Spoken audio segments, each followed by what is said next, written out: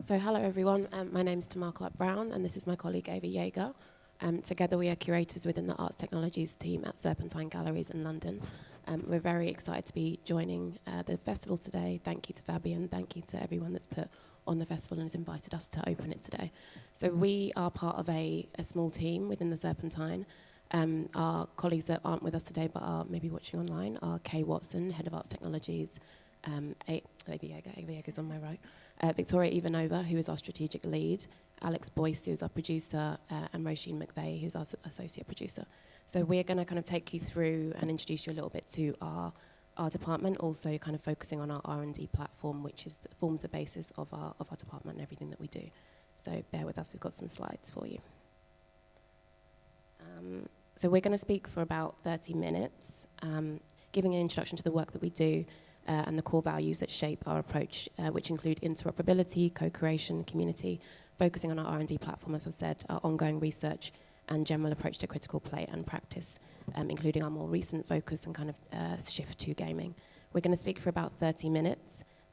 We'll then hand over to Trust, Will and Calum, who are two core members of Trust, for a special live demo of Hive Mind, which is a game we commissioned as infrastructure for last year's Arts Technologies Commission. We'll try and leave about 5 minutes at the end for your questions, but if we run out of time, just the last slide is our email, so just give us a message. We do love to hear your voices and hear your thoughts.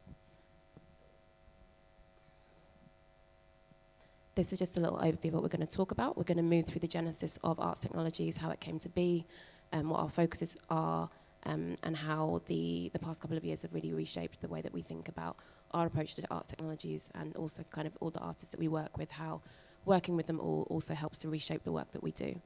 We'll then talk about the R&D platform, what it means to do R&D, which is research and development, and an arts institution, specifically one that is not primarily an arts tech organisation. We do operate within a wider art gallery, which comes with its own kind of issues and problematics, I suppose, and excitements and developments.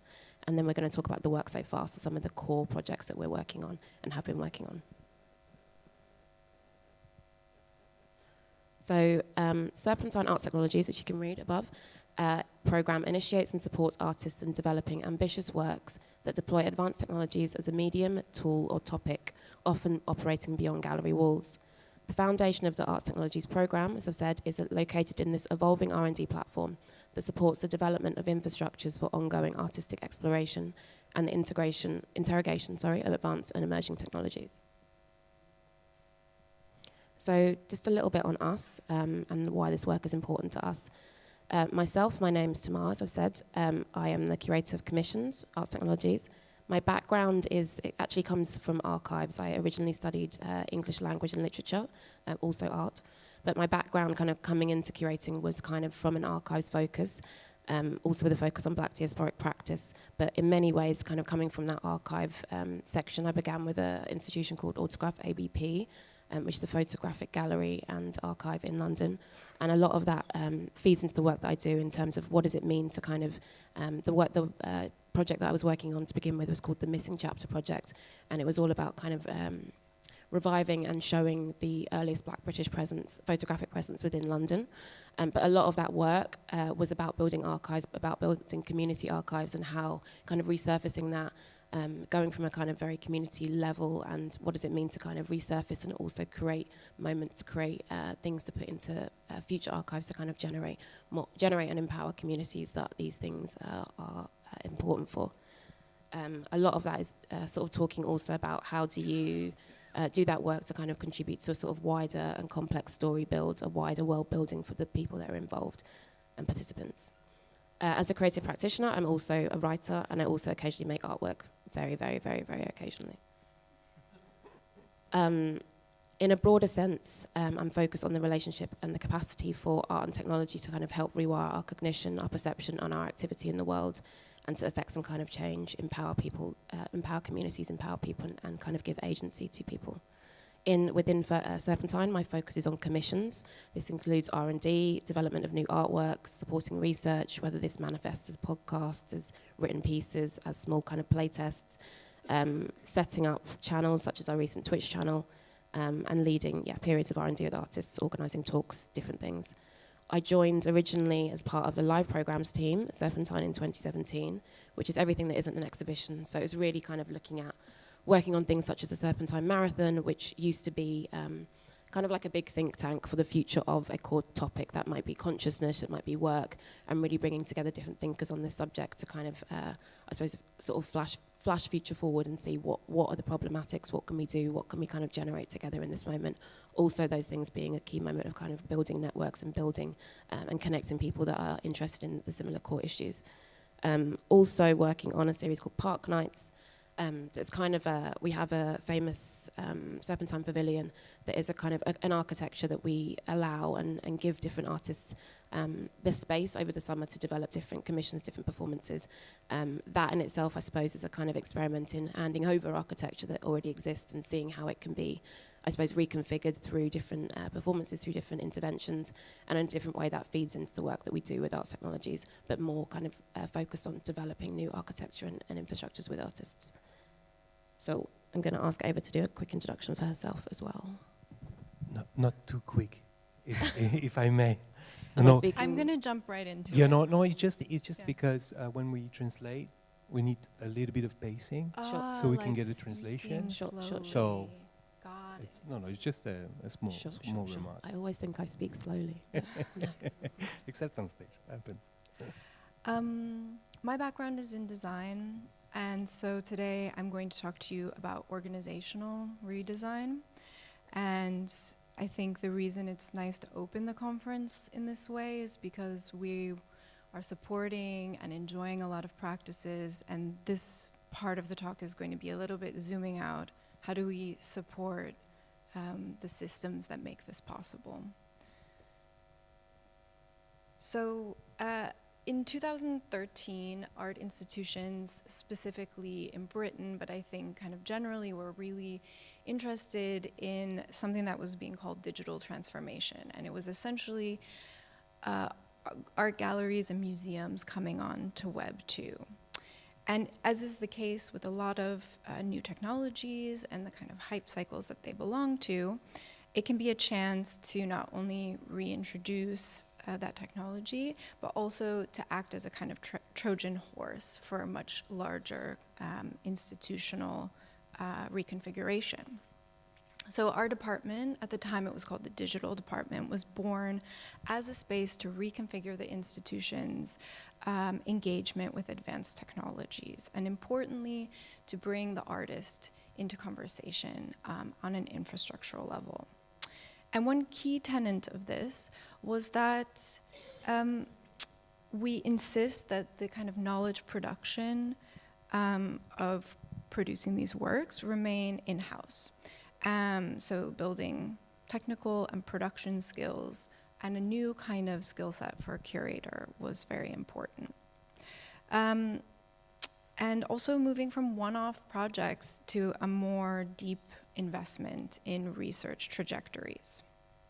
So when I started working with the program founder Ben Vickers and Kay Watson and Victoria Ivanova in 2018, on this kind of change-making project, I made the following diagram, which I think is still useful.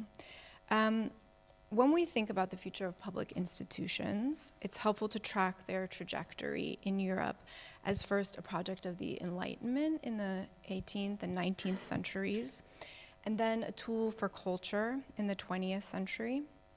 And then, can you guys see this okay? Yeah? Okay. I'll go back one. Gave away the final where we're going. And I think when we start to think about what the Museum of the Future is, or what the art institution of the future is, there are many less pleasant vectors for where we can go, especially when working with tech.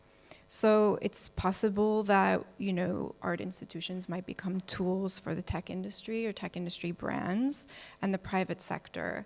But what we want to do is push back and rethink how 20th century institutions could actually be remodeled, not to sort of like repeat the cycle as a tool for culture and culture becoming more privatized, but instead to be, and here's the reveal, mission-driven, creative research and development platforms for the public. So this transformation, next slide, thank you. So this transformation process was given a name at Serpentine, the R&D platform, in 2018. And it's a space to advocate for and build what we've been calling 21st century cultural infrastructure. And what we mean by that is the stuff that underwrites the construction of this new kind of art institution. So the systems required to produce, distribute, and financially support experimental artistic engagement with emerging and advanced technologies. So that's something that sits apart from the status quo. You can see in this 2x2, the status quo would sit in that closed project-specific space. Oh, one back. And it sits apart from what we call the art stack. So that's artistic practices who have kind of from the development all the way to the showing of the work is something that they have in-house. So someone like Team Labs or Rafiq Anadol. And it's also something that's different from thinking of the tech industry as an art patron. So in this 2x2, what we want to build, it sits in the upper right-hand quadrant where we are building open systems. So what else does that look like when we move from the status quo to this proposition? Next slide. So we move away from a kind of singular art world towards planetary systems of art worlds. We move away from the contradictions between the art world and the art industry, which, you know, in all honesty, is something we deal with a lot in our jobs, towards autonomous objectives and mechanisms, and to move from a micro-scale lens on macro-scale issues, especially in these times of crisis, towards a kind of mesopolitical collective activity.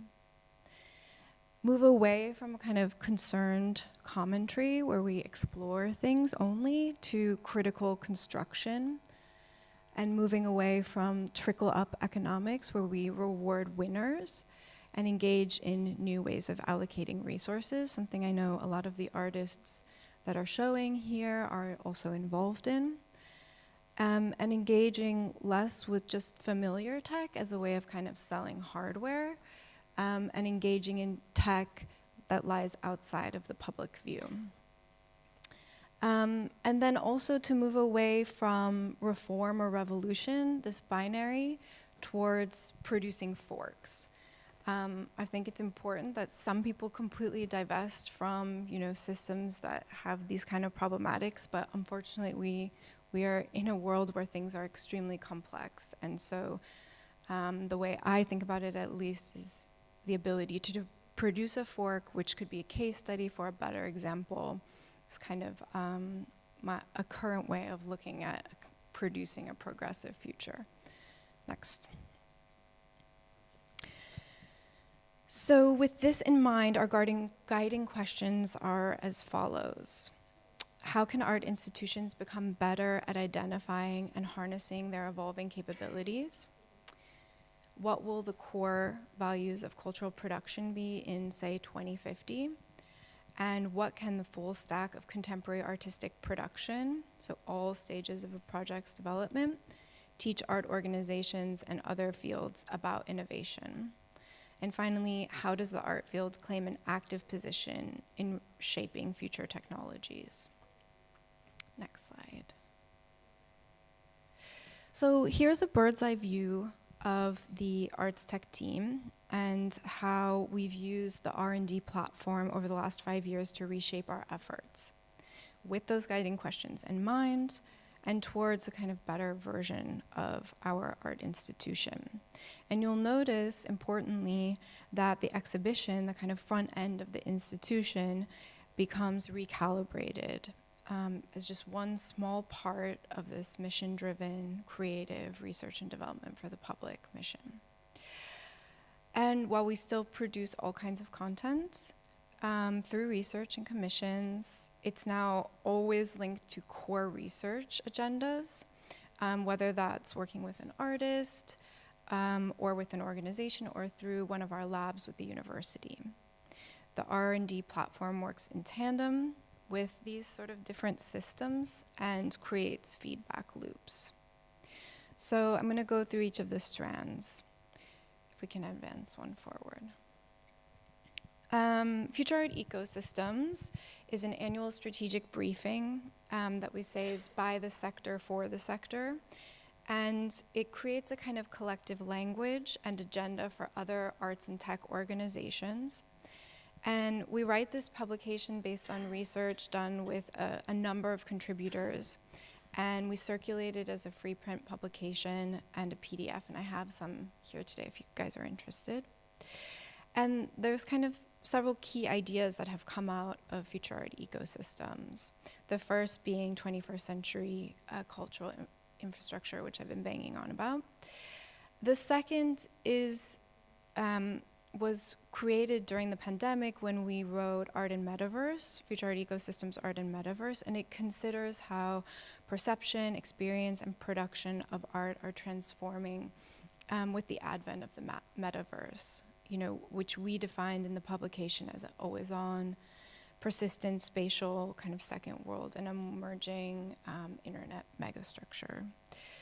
And the idea is to move away from arts institutions being just a place to put things, and also the digital version of that as a digital space to put digital things, and towards sort of a holistic understanding of the institution as an interface to all the different parts of artistic practice, because we see value in those.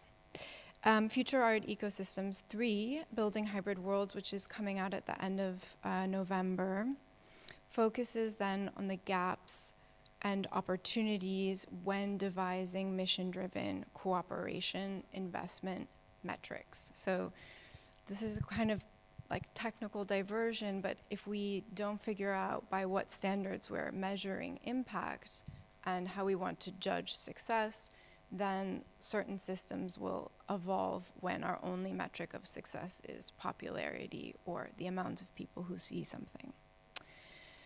And next, can you go back actually? And the labs, of which there are 4, the legal lab, the creative AI lab, the blockchain lab, and the synthetic ecologies lab, function in slightly different ways in the sense they're embedded in partner organizations, and it creates a kind of shared space where we can harness both of our capabilities. So for instance, the Creative AI Lab, which I run with a colleague at King's College London called Mercedes Bunz, is able to leverage something like academic research funding, but we work with artist groups and publics that academia doesn't reach when we produce prototype commissions through Serpentine. And the labs have this kind of, or we hope that they have a kind of network effect where we're creating mutual resources that spawn new investment and new kind of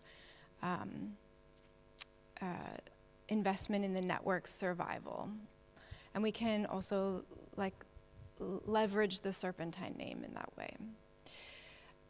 It's important to also include artists in the building of tools and the kind of future institution. And that's why we're really keen to work with practices that have been thinking about this for a long time. So we have a strand of commissioning that we call infrastructure as art. Also, our digital commissions, our artist worlds projects, and our exhibitions are similarly linked. So you see that kind of UX of art, the user experience of art that I described from Future Art Ecosystems 2. This is that interface into all the different processes that are involved in art making. So I'm going to hand over back to Tamar to talk a little bit about commissions and artist worlds, and then we'll play the game. Thank you, Eva. So, it's a very fascinating process, and I suppose I just want to keep on this a little bit, before I talk about a couple of core projects, because as we kind of enter this R&D process, the last one being, everything goes to the R&D platform, but I'm going to start talking about a process we worked with an artist called Danielle Brathwaite-Shirley, a 6-month period of R&D that we did with her.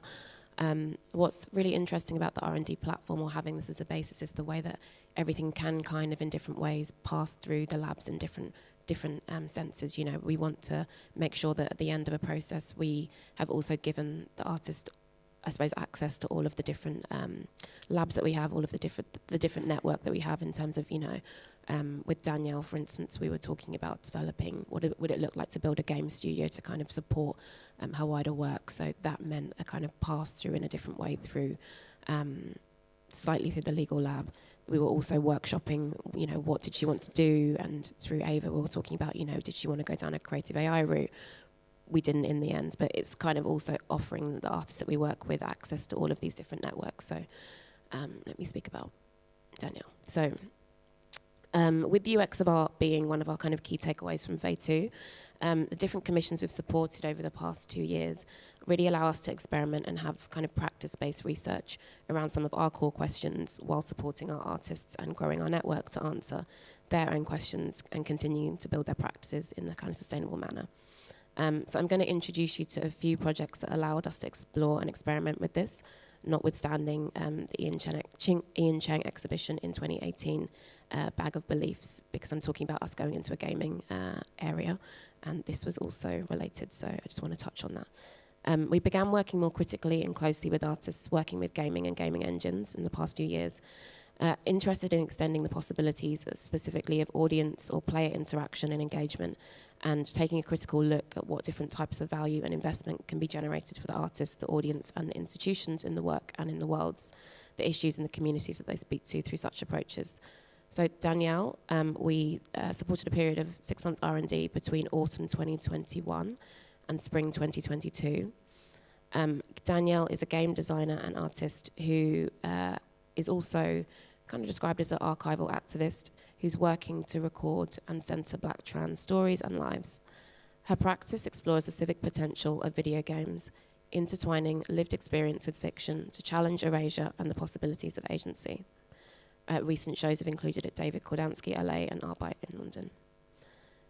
The kind of core questions, or what we were looking to do within this time, was to support Danielle's ongoing quest to replace what she calls passivity within the audience. So she was very frustrated with the way she felt like a lot of people were more, I suppose, consuming work rather than being kind of active co-creators or taking active roles in helping the work to develop or getting involved in the stories involved.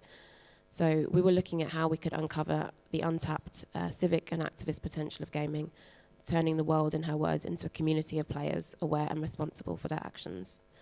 This period culminated in the development of 2 engagement prototypes using eye tracking and face scanning, and a series of playtesting events as live feedback sessions. The events were called, and you see some footage here from them, We Can't Do This Alone, and Your Presence Alone Changes How Others Breathe, which was a Twitch interactive play. Both offered opportunities to share research and integrate player choices into the performances themselves. Both of them are kind of live improv plays that allow people to test. In the first one, the live one, people were able to kind of test the prototypes live in the audience and become part of the play. And in the second one, which was a Twitch improv play, we kind of navigated through the back end of and the kind of research that went into the 6-month period of development. So Danielle's work generally kind of asks the audience or as a player to negotiate and commit to a contract of engagement that forces them to kind of reckon with their own identity and relation to the work and the people whose stories it holds. What does it mean, for example, to be a white cis body in a work made for and with Black trans people? How do you acknowledge your own role and relationality in that space? A key question that was driving this 6-month period was, can you control a game without a controller or a peripheral device? What does it mean to kind of create a game that really centers your unconscious actions, your unconscious behaviors, also as a way of kind of bringing that to the fore and making people realize that their presence alone changes the way that other people move, other people interact, the ongoing narrative and development of a space, of a person, of an identity. So core activities within this time were researching engagement models. We were looking at different types of surveillance, I suppose. We ended up working with eye tracking and face scanning. With the eye tracking, we were working with a device called Toby, but also more DIY approaches to using that with webcams and things. We built these 2 prototypes along with a developer called Rob Prowse. And we're really developing these as a way to kind of integrate them possibly into like a future longer term work. Just seeing really what it means for people to engage in these spaces, what it means for people to use their eyes, use their faces, use different things that are not necessarily conscious, and then coming into a space as a kind of feedback and input into the work to develop its ongoing development. We also investigated what it meant to maybe build out Danielle's team during this time. So we did a lot of, for example, we looked at what would it mean for her to build out her studio, what would it mean for these prototypes to take a kind of core role in the next moment of her work itself that we hope to also be working together with her on. And also what does it mean to bring the audience at this stage into the development of a work and development of a practice. She's someone that is very keen for feedback, loves like ridiculous comments on things, loves getting involved and loves people's real responses, and really sees that, I suppose, we are really keen also to investigate how we can work with people's real responses and work with that and it not be a kind of clean narrative or like a clean or even polite response to works. She's really interested in how we can actually take real feedback and make that the next moment of development, and that's also what we are keen for. So I'm going to show you a little bit of a video from one of the, if you can see this. This is some testing with some of the eye tracking.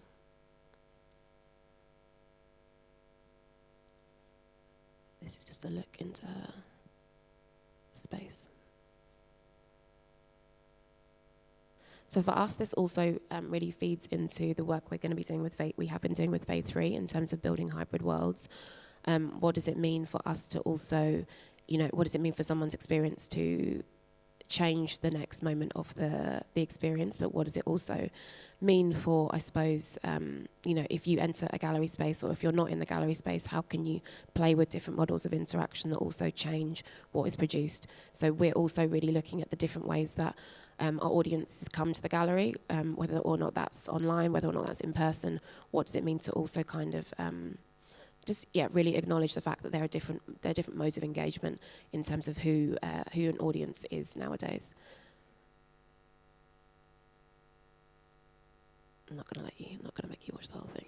It's just a little playthrough. So we also have a series called Artist Worlds, which the first one of these is a series of ongoing commissions that supports artist practices that are working with simulated realities, immersive storytelling, virtual world building.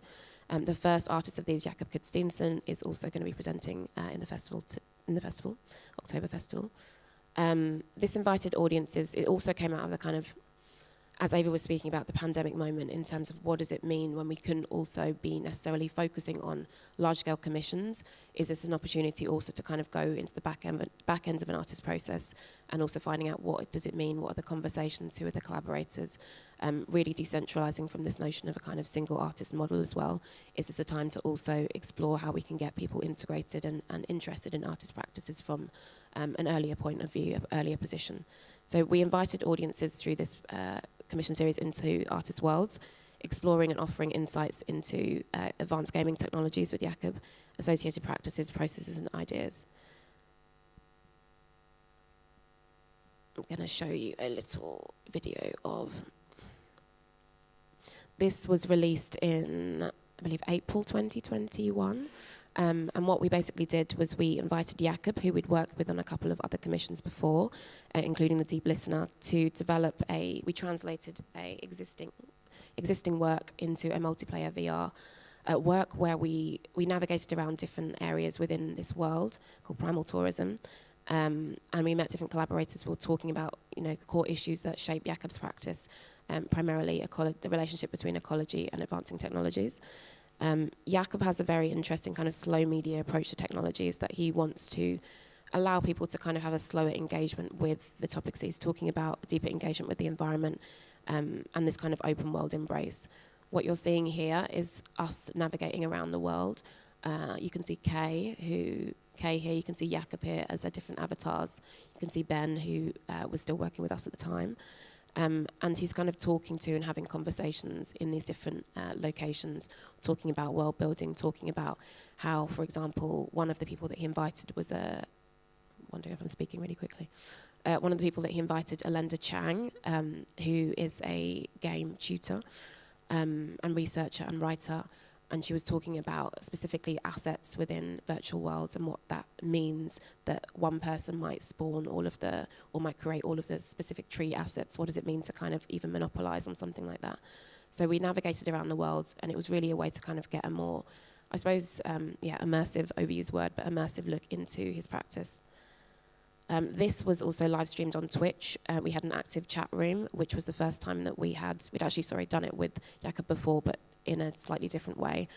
So this also allowed us to kind of test what it meant to have audience feedback in the space, to allow their questions to also sort of direct the movement that we went in, the directions that we went in, and ask real questions about the thoughts that were kind of underpinning his work. You can also watch this on our Twitch channel, which is live. It's Serpentine UK, at Serpentine UK. This is still live, so you can see this. This footage actually mixes a blend of the experience itself and also a kind of artist talk that we did with Jakob, because this project was co-presented with UBS. Say again, sorry? It was a great pandemic moment, this thing. Could all connect within this world, with the artists. I felt that was really something that you did well. Thank you. I think we've had a lot of great feedback, and it was really interesting also to see, like, this is a test. We do think of everything that we do kind of as a prototype, as a test to see how people really respond to it. We did have a lot of people wanting to join in VR. So what we did was all of the collaborators here that you see were actually joining in the world themselves with a VR headset, and then we live streamed through Twitch. But everyone did want to join in, so maybe that's something we can do soon. We hope. I'm going to move on to our next Artist Worlds project, which for this year we have commissioned artist Gabriel Massan, who is primarily a digital sculptor, to create a new game world with a team of collaborators, looking at communities, the possibilities of empowering players and player communities through play. The game itself will be the first activation also of Arts Technology's developing Web3 strategy, with player-generated tokens that connect to a longer-term game and community development strategy, which we're building organically as the game grows. These are some of the kind of core questions from the game. How can we generate real-world value for players? How can we build a community of care? How can we share and exchange knowledge through gameplay? How can we create and support infrastructure? How can we engage players as stakeholders? These are all questions that have also been kind of generated through Fade 2, and that we connected together with Gabrielle, who shared a lot of the same questions and concerns in terms of how can advanced technologies be a space and an opportunity to support knowledge exchange, decentralization of power resources. The game itself kind of comes from frustrations over inequality and an interest in how a kind of acknowledged and activated interdependence can change things. So we're keen to explore how a game might tackle that and how it might continue to be a platform for conversations and actions. The game itself, called Third World, is planned to be a kind of disorientating and multi-level experience shaped by the lived experiences of Massan and his collaborators as they navigate the socio-economic landscape within Brazil. And this little creature here that you see, who I'm very fond of already, is Fun, who is the playable character from the first level. It's inspired by a lot of different things, including Saidiya Hartman's practice of critical fabulation, which is a style of creative semi-non-fiction that attempts to bring the suppressed voices of the past to the surface by means of hard research and scattered facts. It's really kind of an investigation into different ways of playing with archives, also kind of a core issue of what we do in terms of how can we make the aggregated kind of player knowledge or specific player knowledge come to be a kind of more core, I suppose, mechanic for what happens next. So now I'm going to leave you with a little, this is just a little trailer or the start screens of the game as we move on to Trust, as they're going to play Hive Mind, which is our latest commission, our last year's commission. So I'm going to hand over to trust. Thank you so much. While you guys are getting... And while you're getting set up, I'll just give a little talk just to let you know that this will be released in February. We are thinking of the game as a kind of beta game, beta moment, and we really want the players that play it to also be a kind of ongoing contributor to how the game develops. Players will be able to kind of integrate their own experience into the game itself, and it's things that we are experimenting with. So we're really keen to hear your ideas and your feedback on even like what that looks like to manifest and what could go next. But I'm going to hand over, and we're all very excited to listen to and experience Hive Mind. Maybe just housekeeping, just a very short break. We don't have time to take questions because there's so much to unpack from you guys' amazing programs. But you're all invited to have lunch with us at Espace Croisière from 12:30-ish onwards. And so during the lunchtime, we have 2 hours to chat with one another, ask questions, approach the artists and curators here. So thanks. Over to you, Will. How long would you like us to speak for? Like, because I know we're a bit behind. Can you look at me and maybe Sure. do a few signs? Because I Something could like go that? forever. All Ultimately. right. So- Okay. So look at me often. Okay. Just me and you, Fabienne. Does my mic work?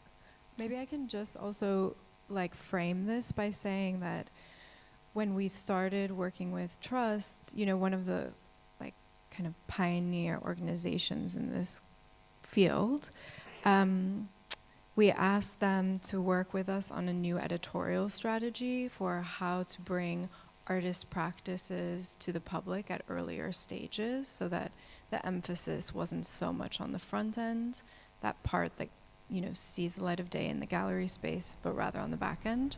So we started with this, we developed this question together.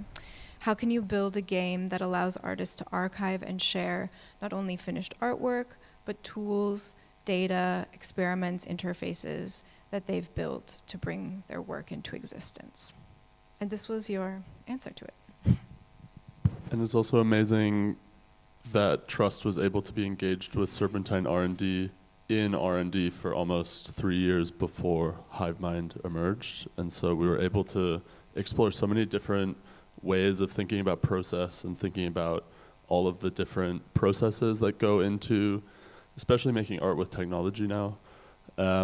So hello, I'm Calum Bowden, and Hi, I'm Will Freudenheim. And thank you so much for having us, Fabien, and for the context, Eva and Tamar. I think it makes sense to first talk about Hive Mind, Sure.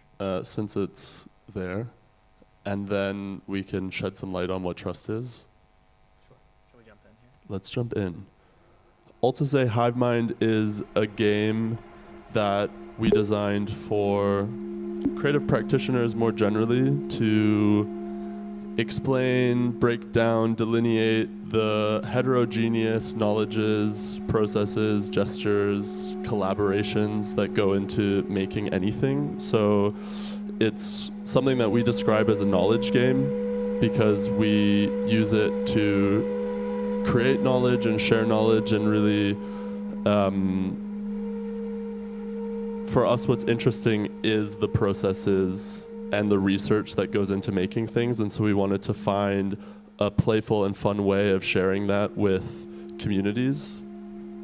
And so our strategy with Hive Mind became using the game engine as a vehicle for artists and practitioners to gather together elements of their practice, images, videos, text, sound, and kind of collect them and bring them into a game environment. So we can kind of show you how that works. And we should say that Hive Mind was also built with Joanna Pope. So it was a collaboration between myself, Will, and Joanna, but it built on research that was also being done at Trust with Arthur Rowing Bear, amongst up to 400 other members of the extended Trust miniverse. So yeah, just crediting is important, I think.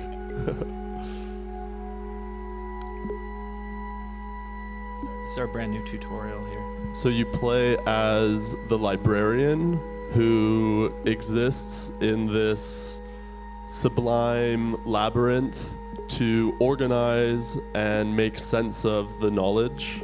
And so this little tutorial invites people to link a collection of images, videos, sound files, and 3D assets. So, and what's exciting about this latest build of HiveMind is that we're now able to kind of release it more widely to artists who might not have the know-how to manipulate Unreal Engine, which is how we had kind of previously thought about working with the project. So we're excited to hopefully open it up to all of you, all of your friends, everyone to play with. So what you saw the file browser open there for a moment. Basically, I was kind of pointing to a set of folders on my desktop, which will contain the files that will become the inventory. But potentially for anybody else playing in the future, you can kind of point to any of your own kind of library of materials of your own work. Now we're going to learn how to move here. And in HiveMind, the librarian is joined by the effervescent orb, who guides you through the labyrinth and asks you questions along the way. So that's our inventory. So this is our inventory where we have access to the different assets that we will bring out and provide as offerings to the different hives of activity which we discover upon our journey. So are we ready?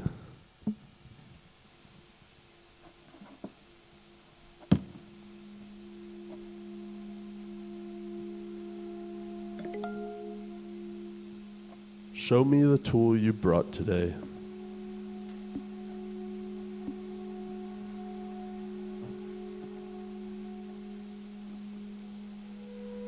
Do you want to talk about HiveMind here, Will? I mean, maybe just run around HiveMind for a minute. So, kind of as we were saying, you navigate this labyrinth, this maze, and you look for these, what we call hives of activity, which are focused on a different theme, such as network and collaboration, or technologies, or lore and stories and world building. So it's a whole mix of focuses, and we want to try and really kind of unpack a project into different parts.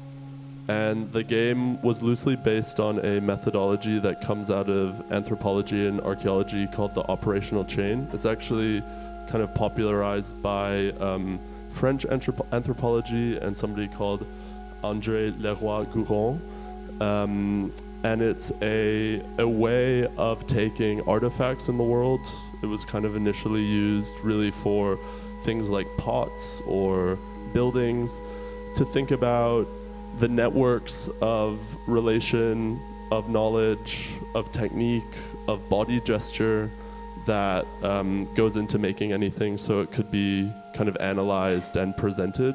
And so we see this labyrinth in HiveMind as a kind of a way of constructing an operational chain for artistic projects. Let's see if we can find a hive of activity. Are you lost, Will? Will's lost. I think there's one over here. Hold on. Will built the labyrinth and still gets lost in it. Constantly. Which is an interesting sowing traps of your own creation. It's a metaphor for the whole experience, though, right? All right. So Exactly. to- Art practice as creating a trap that you catch yourself in. Okay, so this hive activity is the lore hive, and it says, tell me the origin myth of your tool. I think here I can talk about trust. Yeah, perfect. So, Trust is now 5 years old.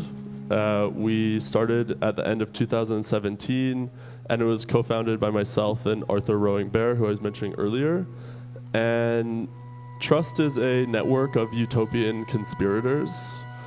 It's always been a project as much about negotiating and trying to capture everything we do, but somehow failing to do justice to the diversity of our approaches.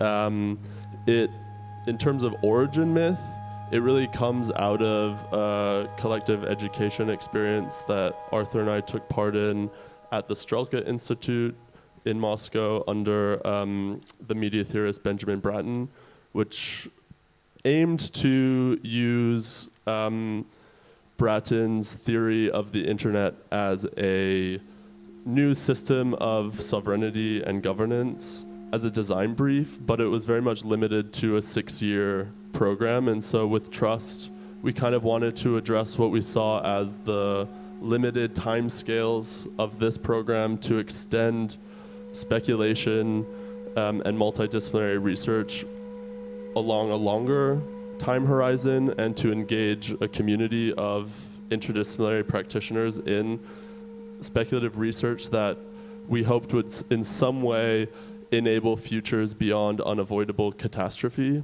It was kind of initially thought of as working to in some way address systemic challenges such as climate change, the automation of labor and wealth inequality. And so we kind of really wanted to prototype a new form of an institution that was based around a community and based around like bottom signals rather than top signals that would allow for a response to critique. So kind of being fed up with critique and discourse as an endpoint of design and art more generally, and wanting to find ways of beginning to prototype and experiment with more equitable formations for digital platforms or for artistic practice more generally. And so, yeah, Trust is several things. It's a knowledge community. It's an extended network of 400 members. It's a Discord server. We're also a physical space in Berlin, which you can see in this image. And we're kind of like a decentralized collective that works on projects together in different formations. It's a context for création collective, which I really liked this phrase that Fabien was mentioning earlier, because it's kind of running through everything that Trust aims to do. Yeah, I think that's my offering for this hive. Great. I'll leave that image there.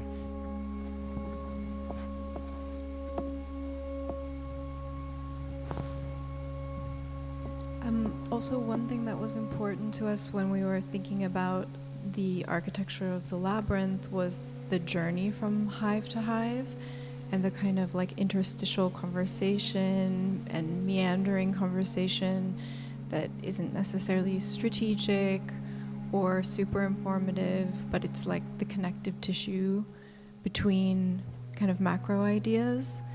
So there are moments in the hive where you and the orb come to a dead end, or you have to walk the same path back and forth many times.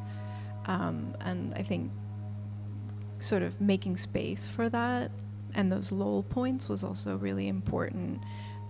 If you sort of look at the PowerPoint presentation that Tamar and I gave, which is very linear and directed, versus this kind of meandering space where lots of conversation can open up, I think you see that kind of parallel very nicely. We also leave these, as the player moves through the labyrinth, you leave these little trails of mushrooms and these glowing sparkles on the walls as well to give you kind of an indication of where you've been, to help you navigate. So you know if you've been going in circles. Right. And we're excited to install HiveMind at Faire, Monde and to host a playthrough with the artist Fanny Souza today at 6 p.m. So please all come and join us for that. What's fun about HiveMind is it invites collaboration with others, and so every time a different artist plays it, it kind of takes a very different shape, and so it's fun to see how different artists approach it. I think it's maybe worth talking about, for example, we did one with the artist Libby Heaney before, who has a background in quantum physics, as a quantum physicist, and inviting this notion to kind of mod the game, the fact that the infrastructure and the architecture is moddable to someone's practice is a kind of a core tenet of how we were excited to see it develop and evolve. Yeah, with Libby's game, version of HiveMind, we kind of adapted some new features to kind of respond to her practice. So thinking about, we had this, we changed the main character librarian player to be one of the creatures that she developed in her work. And we added things like kind of quantum superposition game mechanic, and where you like fragment between two versions of yourself and have to race to a different hive. So the game takes on different forms depending on the inventory, but also is it's very malleable in terms of like developing new features. And to that end, we've released the source of the game for anybody to be able to mod on their own. How does Tool think differently about technologies and infrastructure? How do you think people should think about them? Trust talks a lot about shared infrastructures, and from the beginning we were really interested in tying infrastructural development, especially this kind of prototyping of preferable worlds, to worlding and world building more generally, and thinking that it's important to not only world build or infrastructure build, but actually tie these processes together in some way. And so I think HiveMind is a good example of this attempt, but it's seeing the infrastructures of the world as intimately entangled with the whole worldview framework. And so how can we in some way develop these things together has been part of the ongoing project over the last 5 years.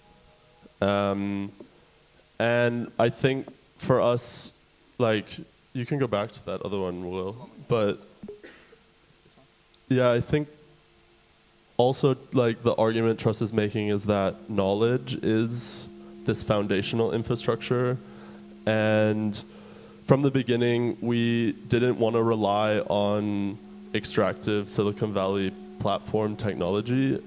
We saw the digital context, the digital milieu of our coming together and our collective creation to be as important to the project as any output, kind of clear output of a project. So we were always experimenting with formats and experimenting with playful digital platforms that would allow us to be together differently online. And so in this image, you can see screenshots of different lectures that Trust has recorded and live streamed from 2018, I think, is when we started doing this. But we, from the beginning, wanted to have an interactive, multi-directional approach to media that was participatory and invited dialogue.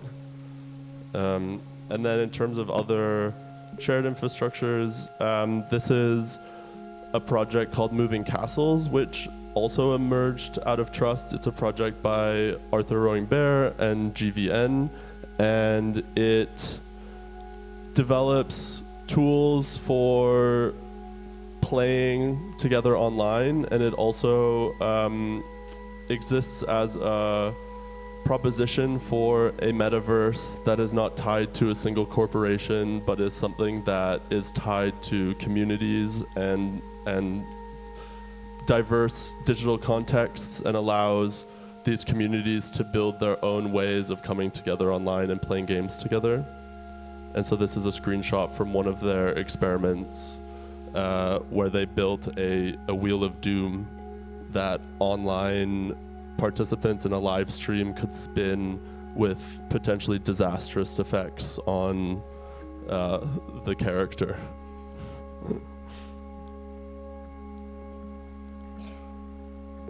Shall we find another hive?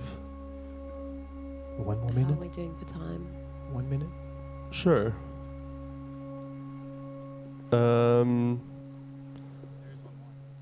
Yeah, let's just do one more then. Show me sketches, tests, or prototypes of your tool. I mean, all of these are kind of sketches, tests, and prototypes. I think just quickly to give an idea of the diversity of research that Trust has been doing, a recent project called Bubble is a Discord bot that allows communities to collectively manage social media accounts. And so the Trust Twitter is currently a pretty chaotic assemblage of Trust research interests and posts. So any Discord post that receives 5 of a certain emoji will be automatically posted onto our Twitter. And this has been a really fun way of experimenting with collective voice and thinking about what does it mean for a social context to in some way be represented online, and kind of also find ways of extending what are private conversations into a more public context. And that is a project that has been developed by Bunkerheads 1998. You might notice a lot of people in the Trust context prefer to use avatars and usernames to identify themselves. And in general, I think Bubble also kind of is maybe the latest example of Trust's ongoing research into collective decision-making systems and tools. And Black Swan is another project that has emerged entangled with Trust, and a consensus building tool called Signet, which formed out of a collaboration between myself, Laura Lotti, Laith Benkeda, who were both Trust members, and Penny Rafferty, who I know is also speaking today. And in general, the Trust methodology is to approach things with a research question and to frame experiments that will allow us to gain more insight. And so Black Swan, in collaboration with the Trust community, devised some experiments in 2021 around decision-making systems to try and learn how do we kind of decentralize the project space or the cultural institution, and what does it feel like for artists to participate in making decisions about the use of cultural resources. And I just want to mention one person I forgot, whose name is Lena Martin Chan, and she is our space maintainer at Trust. Everybody at Trust and the core team is a maintainer because we believe that idea making is the easy part. What's hard is actually sustaining these over a long period of time, and it's the maintenance work and the care work that often goes just unconsidered in the art world more generally. And so I just wanted to make sure that I give a shout out to Lena. And here is a bubble bot. We can also generate images together with AI. So yeah. Nice one, guys. Thank you very much. Thank We're you. gonna Thank you. wrap up here, and we'll see you guys at lunch. Thanks a lot for this. Thank you, everyone.